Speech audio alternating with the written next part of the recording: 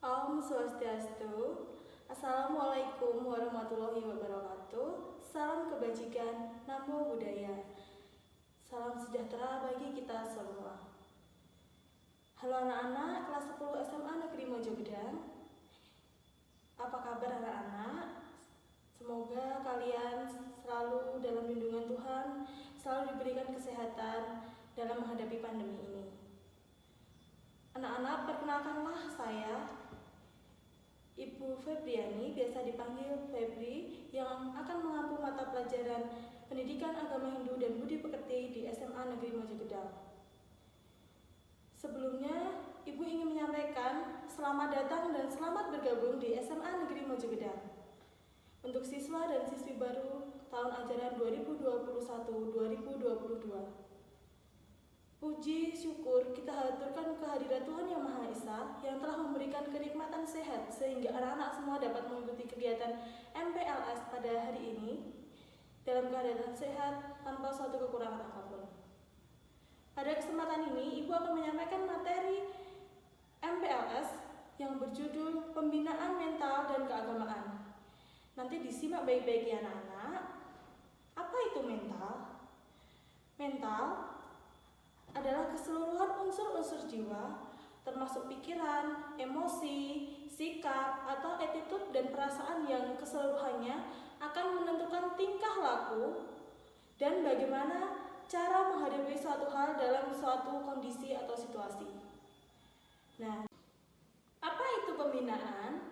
Pembinaan berasal dari kata bina yang mendapat awalan pem dan akhiran an, yang berarti bangunan atau bangun. Dalam Kamus Besar Bahasa Indonesia, pembinaan berarti membina, memperbarui, dan proses perbuatan cara membina suatu tindakan atau kegiatan yang dilakukan secara berdaya guna dan berhasil guna untuk mencapai hasil yang baik. Jadi, sebenarnya apa sih tujuan pembinaan mental agama? Yaitu suatu usaha atau kegiatan yang merupakan pemberian bimbingan, bantuan, nasihat tentang ajaran agama kepada seseorang atau kelompok orang untuk membentuk, memelihara, dan meningkatkan kondisi mental spiritual, kesadaran sendiri, bersedia dan mampu mengamalkan ajaran agama dalam kehidupan sesuai dengan ketentuan dan kewajiban yang ditetapkan oleh Tuhan Yang Maha Esa, sehingga mereka mampu memperoleh keselamatan.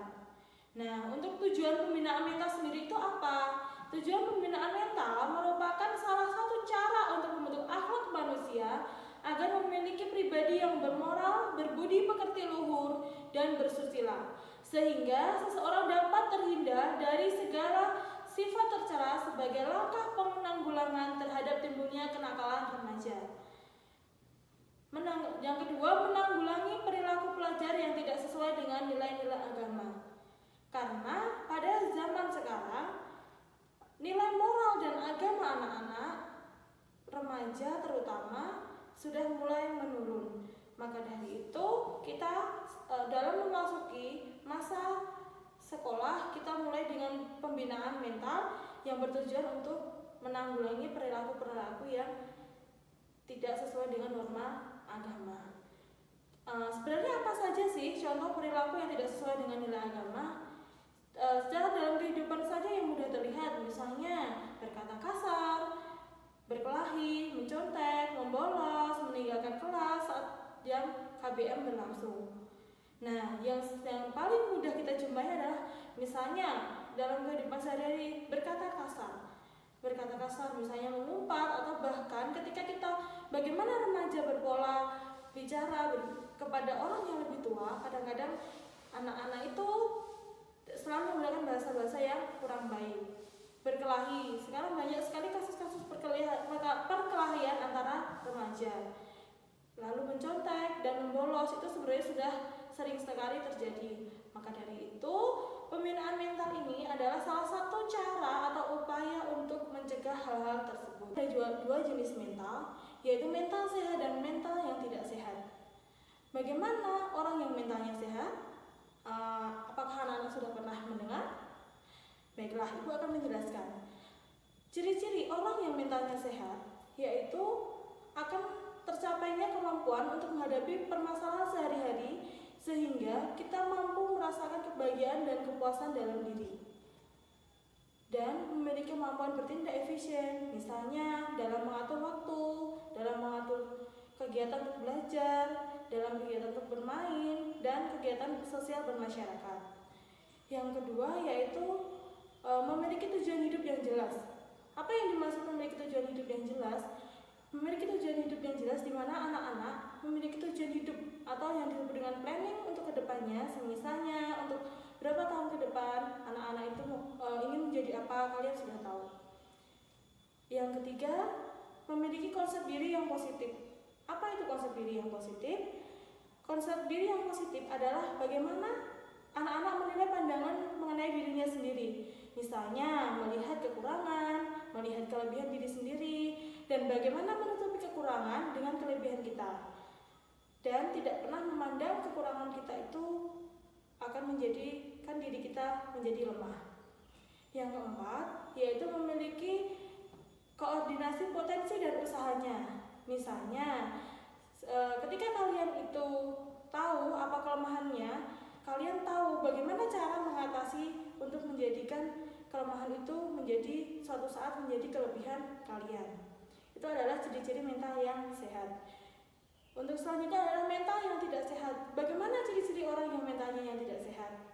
Jadi, orang yang mentalnya tidak sehat adalah orang yang terganggu oleh ketentraman hatinya, terjadi karena ketidakmampuan menghadapi segala permasalahan yang dalam kehidupan sedang dilalui. Biasanya, gejalanya bisa kita lihat dari 3 sisi. Yang pertama adalah perasaan. Orang yang mentalnya tidak sehat memiliki perasaan yang gelisah, yang iri hati, seperti itu. Yang kedua adalah pikiran, di mana pikiran yaitu kurang mampu menyelesaikan masalah yang sudah di-planning. Terus yang ketiga adalah tingkah laku. Kenapa? Bagaimana ciri-ciri yang maksud dengan tingkah laku? Yaitu bagaimana kita tidak bisa menyelesaikan apa yang terjadi, lalu kita keras kepala, berdusta, mencuri, dan sesuatu yang buruk lainnya. Untuk selanjutnya, kalian itu sebagai siswa yang baik, supaya menghindari segala yang tingkah laku yang kurang baik tersebut, yaitu dengan agama. Kenapa dengan agama? Karena agama merupakan aturan-aturan dalam menjalankan kehidupan manusia. Dan karena orang yang beragama adalah orang yang akan mempunyai mental yang sehat, yang selalu memadukan sesuatu dengan nilai-nilai agama dalam kehidupannya, sehingga dalam kehidupannya akan merasakan kedamaian, ketentraman dalam menjalani kehidupannya. Dalam agama, kita itu memerlukan satu, jiwa keteladanan. Misalnya, kita mencontoh sesuatu yang baik untuk menjadikan kita pedoman. Semisal kita mempunyai pemimpin yang baik, amanah, dan selalu mementingkan rakyatnya. Itu adalah perlu keteladanan yang kita contoh. Yang kedua, kepatuhan. Kepatuhan kita sebagai manusia dalam menggapai ilmu pengetahuan harus memiliki pemimpin yang dimulai dari sendiri, yaitu dengan mengolah diri sendiri. Contoh, membuat jurnal harian. Jurnal harian itu tidak harus yang membuatnya adalah guru, tetapi bagaimana seorang siswa itu mempunyai jurnal harian. Yang dimaksud jurnal harian, misalnya kita itu pagi itu sudah planning. Kita bangun jam 6, kita beribadah. Bangun, mandi, ibadah, jam 7 sudah di sekolah, sudah mengikuti pembelajaran, lalu jam 12 waktunya ibadah lagi. Kalian sudah mempunyai jurnal-jurnal dalam kehidupan seperti itu. Untuk selanjutnya, pergaulan. Dalam pergaulan, anak-anak harus bisa memilah teman dan memilih teman. Kenapa? Karena dalam suatu pergaulan itu adalah yang paling penting, yaitu kita harus berteman dengan orang-orang yang baik. Kenapa harus berteman dengan orang-orang yang baik? Karena apabila kita berteman dengan orang-orang yang baik, maka kita akan mengikuti gaya kehidupan orang-orang yang baik tersebut. Tetapi apabila kita berteman dengan orang-orang yang mempunyai sifat dan tingkah laku kurang baik, maka kita akan bisa-bisa terjerumus dalam hal seperti itu. Contohnya, kalau misalnya kita berteman dengan seorang pedagang minyak wangi, maka kita akan kena baunya minyak wangi, jadi kita akan wangi. Tetapi kalau misalnya kita berteman dengan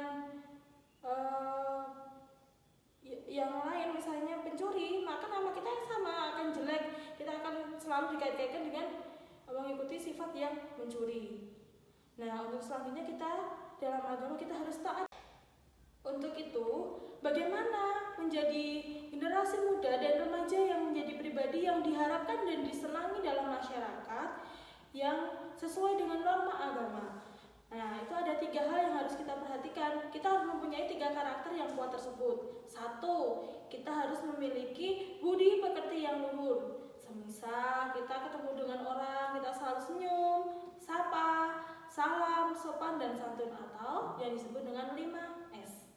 Yang kedua, memiliki ilmu pengetahuan yang luas. Kenapa kita harus memiliki ilmu pengetahuan yang luas? Karena apabila seseorang memiliki ilmu pengetahuan yang luas, maka orang tersebut akan memiliki banyak teman dan dia memiliki pemikiran yang luas. Yang ketiga, kepandaian menjaga perasaan orang lain. Karena apabila kita pandai menjaga perasaan orang lain, maka tidak akan kita menyinggung hati orang lain dan menyakiti perasaan orang lain. Nah, sebagai generasi muda, kalian harus pandai-pandai menjaga perasaan orang, pandai-pandai bergaul dengan orang-orang yang memiliki ilmu yang banyak, dan kalian harus berbudi pekerti yang luhur. Selalu tersenyum kepada orang, selalu salam, sapa, sopan, dan santun. Untuk itu, demikianlah materi dari Ibu. Pesan dari Ibu, jadilah generasi muda yang berkarakter dan berkarya dengan menjunjung tinggi nilai agama dan moral. Demikianlah presentasi materi dari Ibu. Semoga kalian selalu sehat selalu dalam lindungan Tuhan. Semoga kalian menjadi remaja yang selalu berbudi pekerti yang luhur dan selalu berpedoman pada nilai-nilai agama. Saya sebelumnya mohon maaf apabila banyak kata-kata yang tidak berkenan untuk anak-anak dalam menyampaikan materi MPLS ini. Ibu tutup dengan Parama Santi. Om Santi, Santi Santi Om. Wassalamualaikum warahmatullahi wabarakatuh.